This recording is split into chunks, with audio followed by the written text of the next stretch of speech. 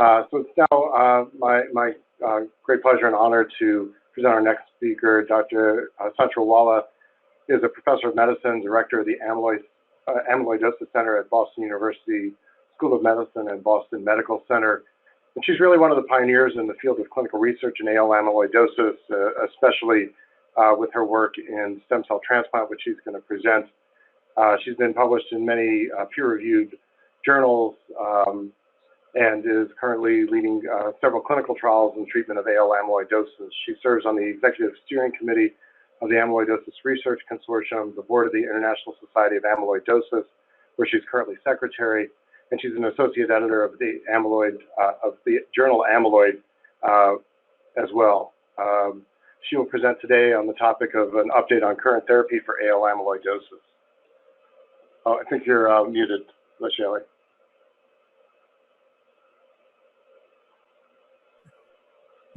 Good afternoon. Thank you, Dr. Goldstein, Dr. Linehan, and the organizing committee for inviting me here to speak on the topic of update on current therapy for AL amyloidosis.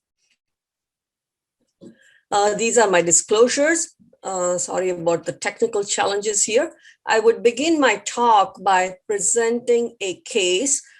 This is a 48-year-old woman with AL amyloidosis, diagnosed by renal biopsy when presented with leg swelling and proteinuria. Her renal parameters included low serum albumin, normal serum creatinine, 24-hour urine protein excretion of 7 grams per day, and estimated GFR of 75 ml per minute per meter square by CKD-EPI formula.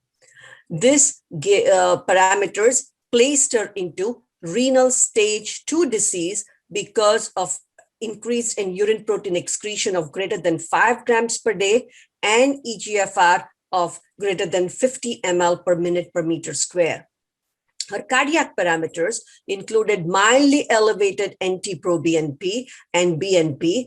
Troponin I was normal, and her left ventricular ejection fraction and NYHA class are depicted here. This placed her into cardiac stage 2 disease based on Mayo Clinic 2004 staging system, as well as Boston University staging system. Markers of plasma cell dyscrasia revealed elevated free lambda light chain levels and free light chain ratio, which was abnormally low at 0.13. Bone marrow biopsy revealed 5% lambda typic plasma cells with normal cytogenetics and FISH, and immunofixation electrophoresis of urine revealed free lambda light chain protein. So what is the best option for treatment? And the options are oral melphalan dexamethasone, high-dose melphalan and stem cell transplantation, combination of cyclophosphamide, bortezomib, dexamethasone, CyBorD plus subcutaneous daratumumab, or RVD, which is lenalidomide, bortezomib, dexamethasone. And I would choose the option in this young lady with renal stage 2 disease, cardiac stage 2 disease, of high-dose melphalan and stem cell transplantation. So high-dose intravenous melphalan and autologous peripheral blood stem cell transplantation was developed in the mid-1990s for the treatment of AL amyloidosis. Development of this aggressive treatment approach for this disease was prompted by promising results of similar treatment regimens in multiple myeloma, another plasma cell dyscrasia. Objectives of the initial clinical trials were to determine tolerability of this aggressive treatment approach in patients with multi-system organ involvement, to determine efficacy of this treatment in inducing complete hematologic response, and we hypothesized that the median number of plasmacytosis or plasma cell tumor burden in AL amyloidosis is lower than multiple myeloma, and this may lead to higher hematologic responses following stem cell transplantation. And finally, to determine whether complete hematologic response leads to reversal of amyloid-related organ dysfunction and improved survival. The eligibility criteria for high-dose melphalan and stem cell transplant have varied and are different at each institution. At Boston University, several sequential IRB-approved clinical trials have been implemented for stem cell transplantation for AL amyloidosis. Age, renal function, time from diagnosis, prior treatment, and conditioning regimens have varied among clinical trials. However, broadly, the eligibility criteria require tissue diagnosis of amyloidosis, evidence of a plasma cell dyscrasia, and accurate typing of AL amyloidosis, and at least one vital organ involvement. It also requires minimum measures of performance status, cardiac function, pulmonary function, and hemodynamic stability. Main exclusion criteria are low ejection fraction, low DLCO, persistent pleural effusions which are refractory to medical management, low systolic blood pressure, exercise limitation as demonstrated by 2 to 3 flights climbed during pulmonary function test, and oxygen uptake of less than 15 ml per kilogram per minute on cardiopulmonary exercise study, direct hyperbilirubinemia of greater than 2 milligrams per deciliter, and significantly elevated cardiac biomarkers. 629 patients with AL amyloidosis have undergone stem cell transplantation with high-dose melphalan from 1994 to 2014 at Boston University Amyloidosis Center. Hematologic complete response, as defined here, was achieved by 40% of the patients following stem cell transplantation at 6 to 12 months. 45% of the patients achieved a hematologic complete response when received 200 milligrams per meter square of melphalan, full high-dose melphalan, compared to 34% of patients who received modified high-dose melphalan. Organ responses following stem cell transplant are also evident in AL amyloidosis. Patients who achieve a complete hematologic response have a higher likelihood of achieving an organ response compared to those who achieve a very good partial response, or no response. It is crucial to note that patients who achieve even very good partial response and partial response have ability to achieve an organ response. Furthermore, organ responses lag behind hematologic responses and can occur 10 to 12 months following hematologic responses. Long-term outlook of patients who have undergone stem cell transplantation with a median overall survival is 7.6 years, and the long-term survival of greater than 20 years occurred in 29% of the patients. This data is from my institution at Boston University. Furthermore, other institutions have also reported on long-term outcome data following stem cell transplantation. The largest series comes from the CIBMTR registry data, where 5-year overall survival following stem cell transplantation has improved from 55% to 77% from mid-1990s to mid-2000. Mayo Clinic investigators have also shown improvement in long-term outlook with respect to overall survival, projecting an estimated 15-year overall survival of 33% following stem cell transplantation.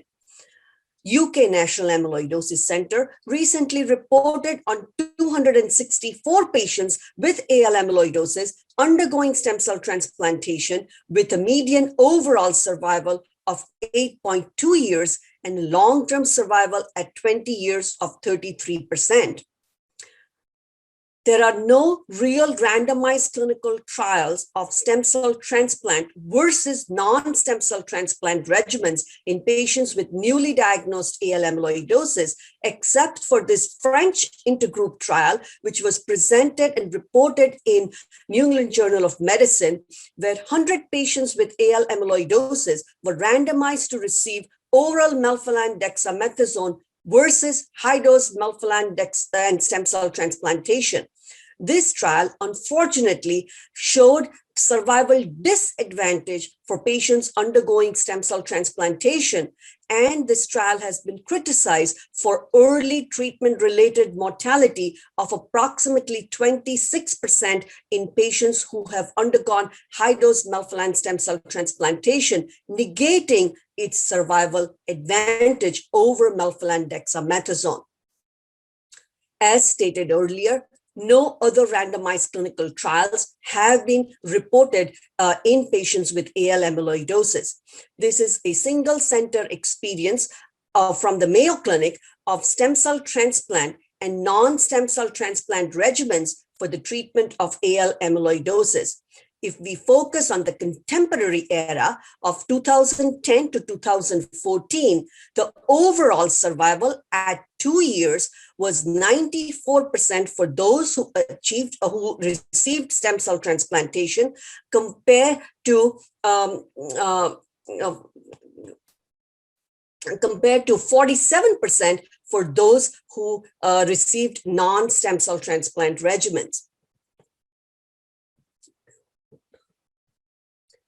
Similarly, for progression, same institution experience, for progression-free survival, focusing again on the contemporary era of 2010 to 2014, the 2-year progression-free survival for those who received stem cell transplantation was 73% compared to 30% for those who received non-stem cell transplant regimens. Again, to note, these are not randomized clinical trials, and this is from one single institution. It has been also shown by the Mayo Clinic investigators that bone marrow plasmacytosis affects overall survival independently in patients with AL amyloidosis. Patients who have greater than 10% plasma cells in the bone marrow have poorer survival compared to those who have less than 10% plasmacytosis in the bone marrow.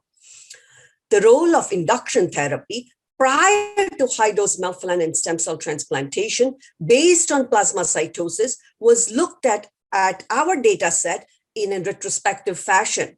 And in this study, we demonstrated that induction therapy really did not improve overall survival of patients who had plasmacytosis of greater than 10% who had undergone stem cell transplantation.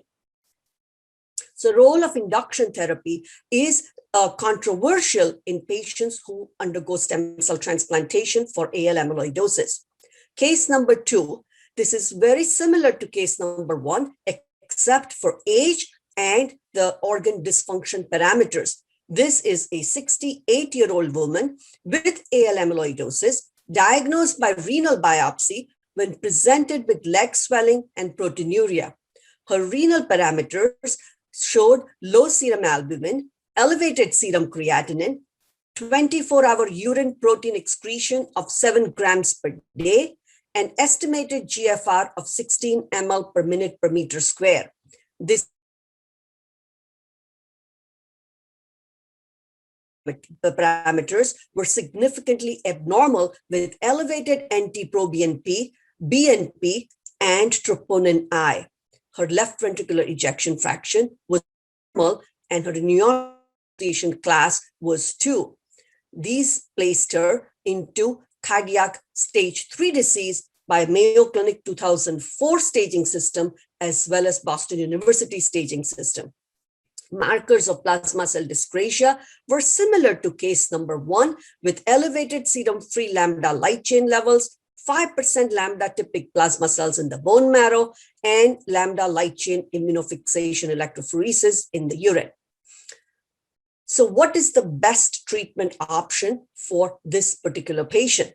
And the options are oral melphalan and dexamethasone, high-dose melphalan and stem cell transplantation, CyBorD, bortezomib melphalan dexamethasone, or RVD, lenalidomide, bortezomib, and dexamethasone. I actually debated on this question, and my answer probably is going to be bortezomib, melphalan, and dexamethasone. As stated earlier, there are no randomized clinical trials of stem cell transplantation versus non-stem cell transplant treatment regimens.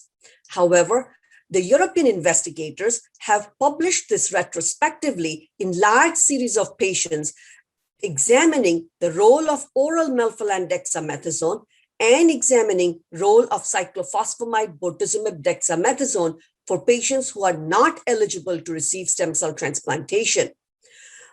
When oral melphalan is used with attenuated dose, weekly low-dose dexamethasone for patients with AL amyloidosis, the complete hematologic response occurs in 12% of the patients.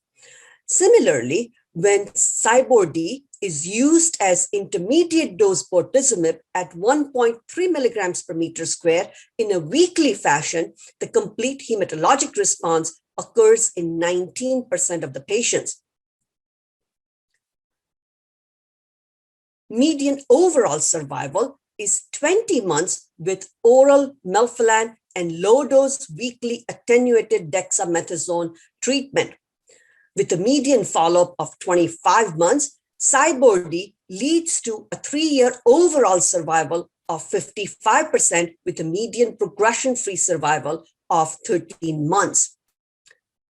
UK National Amyloidosis Center recently reported on 915 patients treated with upfront bortezomib-based therapy. Complete hematologic response occurred in 25% of the patients on an intention to treat analysis, and the median time to next treatment was not reached with a median overall survival of 72 months. European Myeloma Network conducted a randomized clinical trial of 109 patients with newly diagnosed AL amyloidosis treated with bortezomib melphalan dexamethasone versus melphalan dexamethasone. And conclusions of this trial that bortezomib melphalan dexamethasone led to higher overall hematologic response rate, very good partial response and complete hematologic response rate, as well as overall survival and progression-free survival compared to oral melphalan dexamethasone. This was alluded to by Dr. Merlini in his initial presentation of Andromeda clinical trial, which is a randomized phase 3 global clinical trial of CyBorD plus subcutaneous daratumumab versus CyBorD alone in the treatment of AL amyloidosis. This trial has completed accrual and has completed analysis. However, safety run-in results of 28 patients with CyBorD plus subcutaneous daratumumab have been published, showing unprecedented high hematologic response rates of total overall response rate of 97% and also unprecedented high organ response rates with respect to cardiac and renal response. This trial, again, was presented at American Society of Hematology meeting, showing that CyBorD plus subcutaneous daratumumab led to higher hematologic response rates, as well as major organ deterioration progression-free survival with a hazard ratio of 0.58, favoring CyBorD plus subcutaneous daratumumab compared to CyBorD alone. Case number 3, 56-year-old man with AL amyloidosis and renal and cardiac involvement underwent high-dose melphalan stem cell transplantation in 2005 with achievement of a complete hematologic response and an organ response. He experienced relapse of his plasma cell dyscrasia as well as organ biomarkers in 2020, 15 years after stem cell transplantation.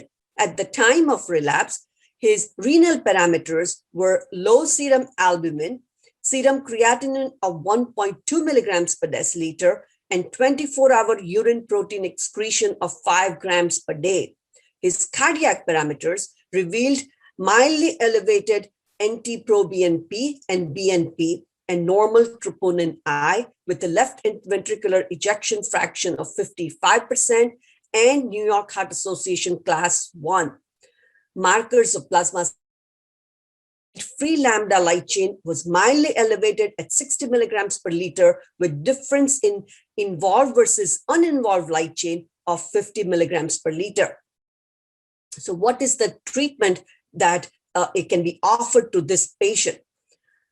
So I go back to the pivotal trial CAN 2007, which revealed to us that single agent bortezomib produces durable hematologic responses and promising long-term overall survival in patients with relapsed AL amyloidosis.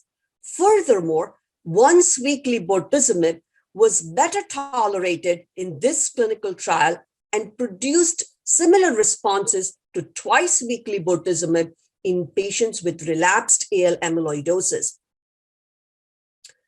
At Boston University, we had several clinical trials, prospective phase 2 clinical trials of immunomodulatory agents in treatment of relapsed AL amyloidosis.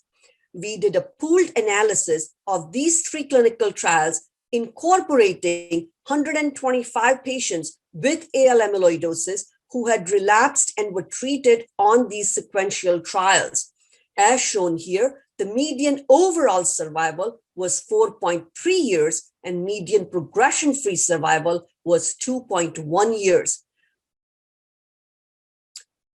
TOURMALINE-AL1 is a phase 3 randomized clinical trial of Ixazomib, an oral proteasome inhibitor, and dexamethasone versus physician's choice therapy in patients with relapsed AL amyloidosis.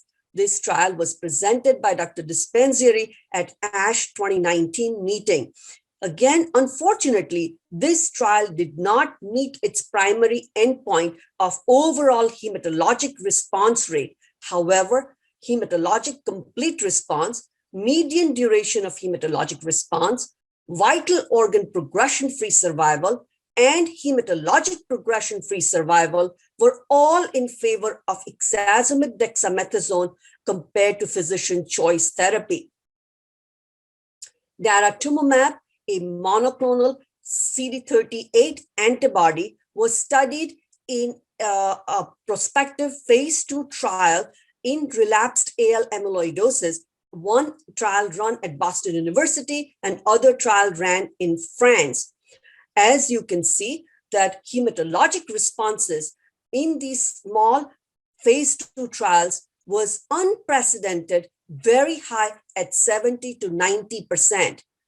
15 to 40% of patients achieved a complete hematologic responses, and hematologic progression-free survival occurred was anywhere from 20 to 26 months. Bendamustine is an alkylating agent, which was also studied in a small phase 2 multi-center clinical trial in patients with relapsed AL amyloidosis, showing partial hematologic response or better in 57% of the patients and median overall survival of 16 months. Venetoclax is a BCL2 inhibitor, and as you know, that translocation 1114 occurs in about 40 to 50% of patients with AL amyloidosis. 38 patients were collected in a multi-center retrospective analysis from all over the globe who were treated with Venetoclax, and as shown here in the rightmost panel, patients who had translocation 1114 had very high hematologic response rates, VGPR and CR of 78% when treated with Venetoclax as a single agent or in combination with other agents. So for this case number 3, there are several treatment options available in 2021. There are several clinical pearls that one must remember in choosing treatment for patients who have relapsed AL amyloidosis. Daratumumab, when given as intravenous infusion, can cause infusion reactions and require significant pre-medications to prevent infusion reactions. Furthermore, in phase 2 clinical trials, the grade 3 and 4 infections occurred in about 20% of the patients. Immunomodulatory agents, lenalidomide, can cause paradoxical increase in cardiac biomarkers, making assessment of cardiac response quite difficult. These agents can lead to increase in cardiac biomarkers greater than 30% in almost 80% of the patients. Moreover, worsening of renal function is also seen with immunomodulatory agents in 26 to 66% of the cases, more with lenalidomide than pomalidomide, and 10% of the patients in those clinical trials required dialysis. Ixazomib and dexamethasone can cause skin rash, fatigue, and GI toxicity. I would like to conclude by acknowledging many members of the multidisciplinary clinical and basic science team who work on the scenes and behind the scenes at Boston University Amyloidosis Center to make this disease into more manageable disease. Thank you for your attention. Thank you so much, Dr. Sanchorawala. An outstanding presentation. Of course, you know, your experience with especially using stem cell transplant as an additional treatment is really it's really important. I know there's a lot of variation among places that you know are focused on amyloidosis, especially AL, as to whether they use stem cell transplant or not. And obviously you do. So how do you see the field in that way? Some places are really committed to stem cell transplant and others are not. Right. So I think it's a very, very good question. And I think the role of stem cell transplantation in AL amyloidosis is definitely being challenged because there are more and more effective therapies that are becoming available. I think the biggest challenge that we have seen in the last few years, or maybe even last 2 to 3 years, is that we have very effective therapy, which is quite easy to tolerate, namely CyBorD plus subcutaneous daratumumab. And majority of the patients who are referred to our center have already been started in the community on cyclophosphamide, bortezomib, dexamethasone plus subcutaneous daratumumab. And when they reach or when they come to our center, they already have achieved either a very good partial response or even a complete hematologic response. And in those settings, I would not recommend to do stem cell transplantation. I think that I would keep stem cell transplantation in the back of my mind at the time of first relapse when they're off therapy. And maybe, the role of stem cell transplant is going to change because, the organs are going to have a better chance to respond and recover with their initial therapy, and then this can be used. I also would like to mention one other group of patients, particularly translocation 11-14 patients, which is very commonly expressed in patients with AL amyloidosis, unlike multiple myeloma. And these particular patients, they have less chance of responding to bortezomib-based therapy and compared to non-translocation 11-14. And I think high-dose melphalan does remain a very valid option in this subgroup of patients.